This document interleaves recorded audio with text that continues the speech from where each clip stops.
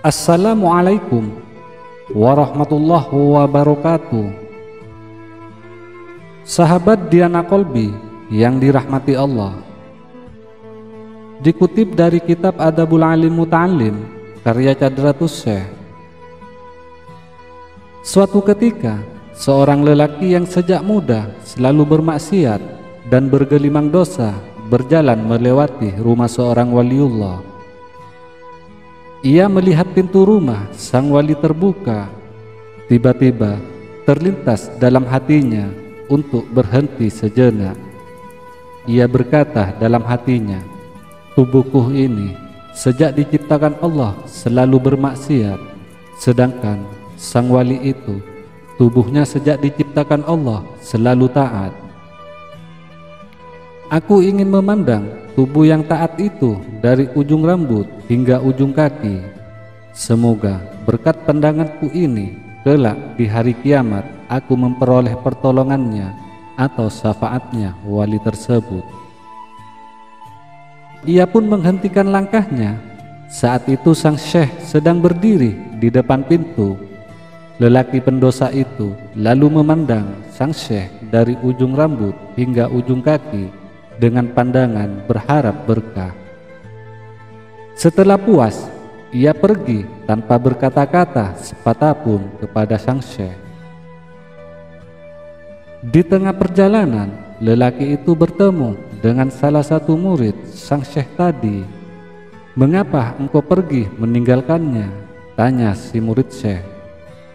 "Aku hanya ingin menatapnya. Kukatakan pada diriku, semoga tubuhku yang taat itu memberi syafaat kepada tubuh yang suka maksiat ini." Sahabat Diana Kolbi yang dirahmati Allah, lelaki itu pun melanjutkan perjalanannya. Sementara si murid menemui sang syekh dan bertanya, "Apakah tadi ada seorang lelaki datang menemuimu?" kata si murid. "Iya." Ia berhenti di pintu, kemudian pergi begitu saja, jawab sang syekh. "Aku tadi juga melihatnya. Kutanyakan mengapa ia berbuat demikian. Ia lalu menjelaskan alasannya," kata si murid sambil menceritakan alasan si lelaki. Lalu sang syekh bertanya, "Benarkah ia berkata demikian?" "Ya, benar," kata si murid. "Kalau demikian, tidak ada yang pantas membawa sirku atau rahasia yang dimiliki wali Allah kecuali dia. Panggillah dia," kata si syekh. Si murid bergegas pergi mengejar lelaki itu sampai ia mendapatinya di pasar. "Cepat kemari, kau akan memperoleh sesuatu tanpa harus bersusah payah," ajak si murid. Sang syekh kemudian menjadikan lelaki tersebut murid khususnya dan memberikan sirnya kepadanya.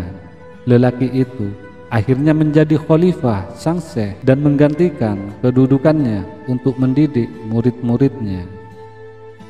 Lalu, hikmah apa yang bisa dipetik?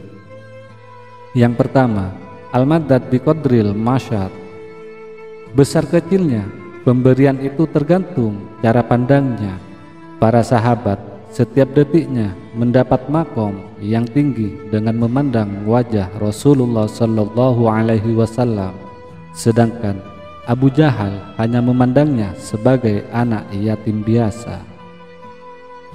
Lalu hikmah yang kedua, jika mampu jadilah orang alim, jika tidak mampu jadilah pelajar ilmu, jika juga tidak mampu cukup sayangi mereka. Jika masih tidak mampu, jangan memusuhi mereka. Wallahu a'lam. Wassalamualaikum warahmatullahi wabarakatuh.